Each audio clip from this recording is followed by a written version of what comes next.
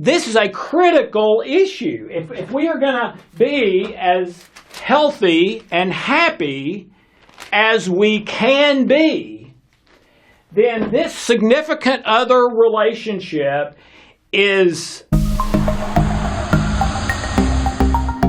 Love is spiritual, not natural. You ever think about that? This is absolutely miraculous. With love, you get the results now.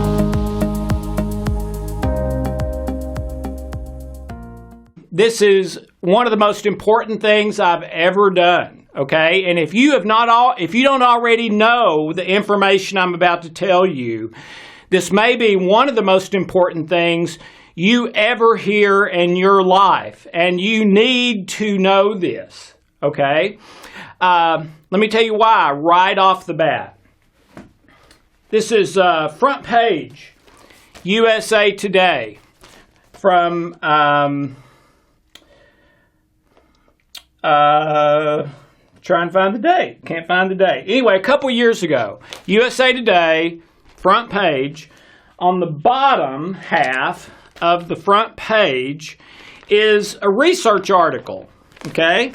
Right here. It says, to live longer, fight less, study suggests. All right? Now, I've been reading studies, and I take a variety of newspapers, magazines, periodicals, journals. I've been reading those kind of things for over 30 years. I am not sure I've ever seen anything like this when I first saw it, and I picked it up in an airport while I was traveling. What this study found, and they looked at over 10,000 men and women over time, so this is not a small thing, and if it was some little small thing or done poorly, it would not be on the front page of USA Today. There's lots of studies I've found in USA Today. Rarely, if ever, has there been a study on the front page of USA Today. Not the front page of a section, the whole front page. And I think you'll understand why this one was on the front page when I tell you what it is. They looked at 10,000 people, men and women, over time. And what they found is that with people who had conflict and stress in their significant relationships, you got to get this because you're not going to believe it, they are 300% more likely to get a serious illness and disease and die by middle age. Not old age, and not just get sick, but a serious illness or disease and die by middle age if their significant relationships have stress and conflict. Okay, on the other side, if your significant relationship does not have a lot of stress and conflict, there's not any that don't have some, but if it has minimal stress and conflict, and maybe even stress and conflict that leads to a more positive outcome, you are 300% less likely to get a disease or serious illness by middle age, and you're 300% more likely to live into old age much, much healthier. This is unbelievable. This is staggering. This is hard to believe. Why? Well, with most studies like this, 20% is big news. I mean, just think if they came out with a pill tomorrow and said, okay, if you are at risk for diabetes, if you take one of these pills a day, you're 20% less likely to ever get diabetes. And the pill is non-toxic, so it doesn't harm you. Or maybe if you've got diabetes, if all you do is take this one pill a day, you have a 20% chance that the diabetes will go away. Oh my goodness. We'd be hearing about it everywhere. Every commercial on TV, people would be talking about it. The talk shows would be interviewing doctors and talking about it. Oh, this incredible breakthrough with cancer and diabetes and all. And I mean, 50% would be, you got to be kidding me. Ladies and gentlemen, this is 300%. I have never seen that kind of a difference in whether you live or die, in whether you get a serious illness or not, on whether you live to old age or middle age, okay? But that's what they found, and that's why it's on the front page. This one thing makes a 300% in either direction, which is a 600% swing in your life. Wow. Monstrous. Now, in case you think, oh, you can prove anything with, that's just one study. If you're thinking, oh, that's just one thing, this was also major headline all over the world news when it came out a couple of years ago. This is the Harvard Grant Study. Okay? You see the book? Okay? This was done on the campus at Harvard over 75 years. It is the longest, most extensive study of the human condition ever undertaken and ever completed. Dr. George Valiant was the caretaker of the study at Harvard. Took 75 years, cost I think it was $20 or $30 million to do over those 75 years. And just a couple of years ago, they released their findings. And Dr. George Valiant summed up their findings with this. Direct quote, his words, not mine. Happiness equals love, full stop. That's it. 75 million years, 75 years, tens of millions of dollars, thousands of subjects.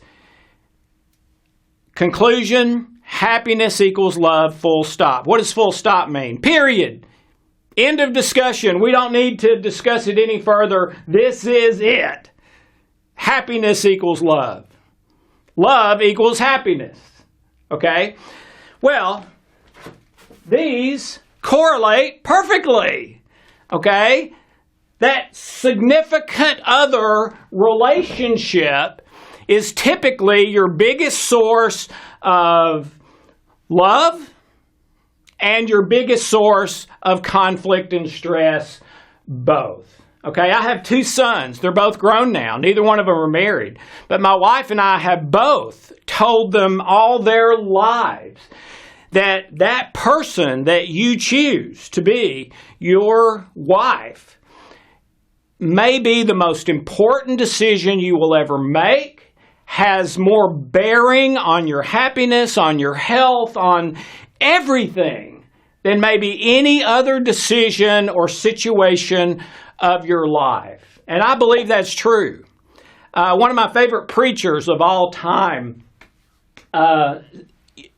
said that when he does premarital counseling, first of all, he tries to talk them out of getting married, knowing that if he can talk them out of it, it probably wasn't real love in the first place. And number two, he wants them to know just how difficult it's going to be, and none of them realize it. The second thing he said is that he would tell every single couple something like, okay, here's what's going to happen. In about 6 months, you are going to start realizing things about your spouse that you never knew or realized or never thought they would be a big deal before.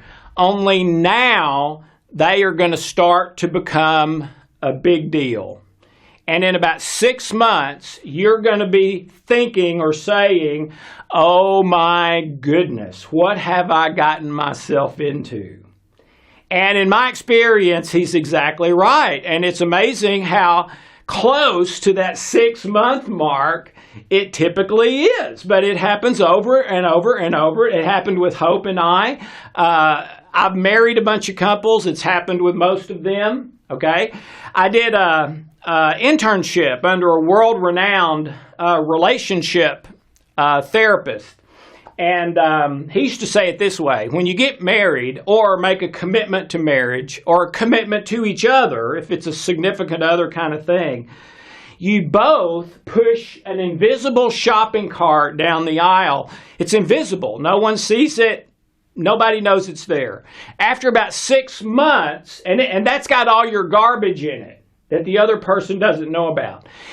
At about 6 months, that stuff starts magically becoming visible and leaking out of the cart and stinking, and the other person's like, "What is that? I did not sign up for that." Okay. The divorce rate's been at about 50% forever, okay, many decades now, which means that half of the people that say "I do" thinking this is the one, this is that person for me for life, although fewer people say that now. There's more people now that are saying, "I'll try this, and if it doesn't work, I'll get out," and that'll never work, and I hope to tell you why. But 50% of people or so think, okay, this is the person, I think, and they're wrong. 50% are wrong.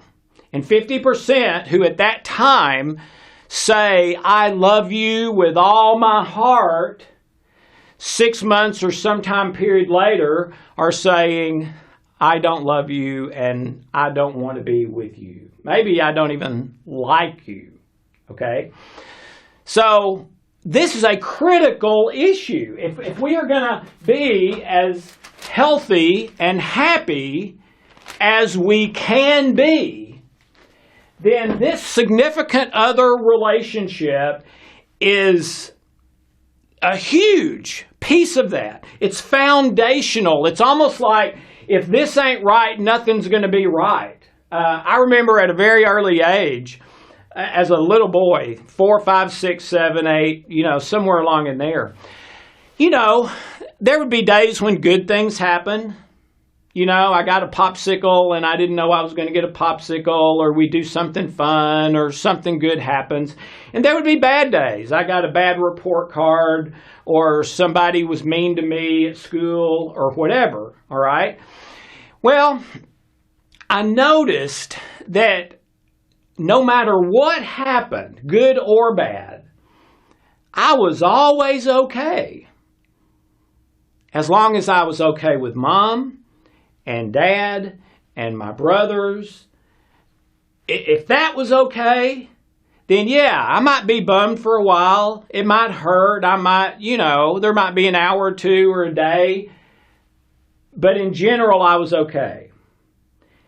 On the other side, if everything was going great, as far as grades, that never went great for me, but we'll assume that. Grades and people being nice to me and me winning a tennis tournament and stuff like that, but I was crossways with my mom or crossways with my dad, I could never be okay until I was okay with Mom again or okay with Dad again. Okay?